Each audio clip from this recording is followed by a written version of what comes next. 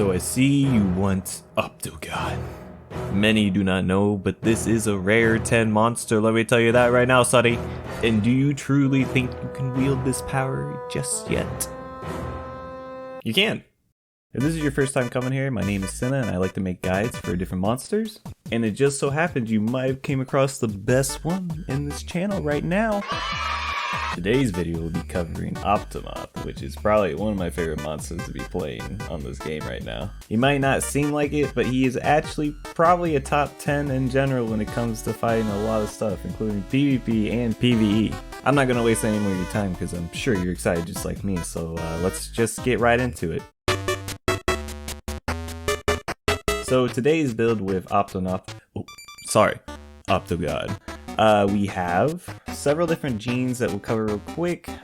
We have Health XL to help our health get up a bit more, as well as Inflict Rate Up XL, which should help a lot of our other moves in this build. The aim for this build really was to make an all-around build, to be honest. Really wanted to see if Aptonoth, gotta stop saying that, Aptonoth could really truly pull off solo fights without switching out. We also have Self Heal XL, which should, with our recovery stat, should be healing 40 every single time for each turn. And lastly, we have the non-LE Boost XL to help us do even more damage if we need it. Now to move on to the other genes real quick. First up, we have Bellow Gene L, which also is known as Merciless Roar. It comes from Ceregios and a Water Palamute, and when you fully upgrade it, it lasts for 5 turns, but what this does is it greatly increases all elemental attack for all your allies or teammates, which boosts your attack with Aptonoth quite a bit more. This really helps with the all-around build side of this Opto, simply because it is not just a attacking Opto, but a support. Next move we got is Paralyzed Gene M,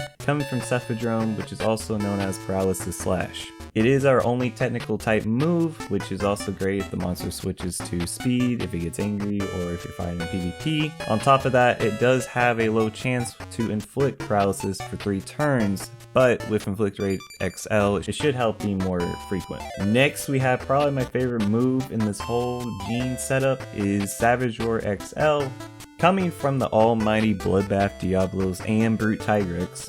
It is a power type attack that hits all enemies, but the best part about it is it knocks down people at a high chance. Meaning, if you have, I believe, Inflict Rate up, and if anyone wants to call me out on this, I'm pretty sure it's an even higher chance. Also, really quick tip, Savage Roar is also a free Sonic Bomb in case you don't have one. You know, if Bloodbath wants to go underneath or any, monster like that, Cephadrome, bam, Savage Roar. There you go. It's out of the ground. Next, we have Dash Gene XL, which is also Ground Crusher from Grimclaw Tigrex himself too.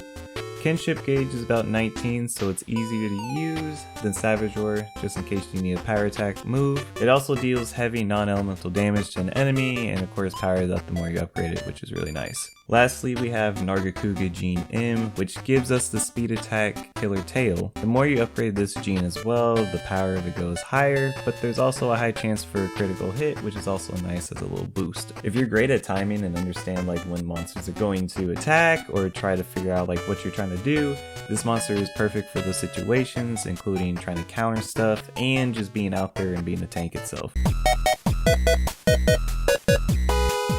So, some replacement genes we have real quick. Our first Paralyzed Gene M can be replaced with 1000 Scale if you really want to. I know this is a meta gene, of course, for a lot of monsters, but I kind of want to switch it up. But 1000 Scales works just as, or even better, than Paralyzed Gene M. Instead of Nargacuga M, you could switch it with Breaking Gene XL, which is Hellbreaker. It deals heavy non-elemental damage to one enemy, unlike Killer Tail, which is only medium. But instead of having that high chance of crit, you get a low chance to do greatly lower defense. So it's up to you on what your preference is there. And then lastly, if you don't really like Savage Roar idea, or even the Ground Crusher, you could switch it out with Breakthrough Strike if you don't want to switch out Hellbreaker and Killer Tail. It is actually pretty much the same except for a power attack, and I believe does medium damage to the enemy as well. And there it is. You have your own Aptonoth to bully all the monsters and elder dragons you want. I would love to see what your guys' opinions are on this, what you can make better out of it. I would love to see what you guys can think of. Also, if you guys have any kind of requests for the next monster, just comment down below and tell me why it's your favorite monster that you'd like to see as a build. Until then, I hope you guys have a great day, and I'll see you in the next video.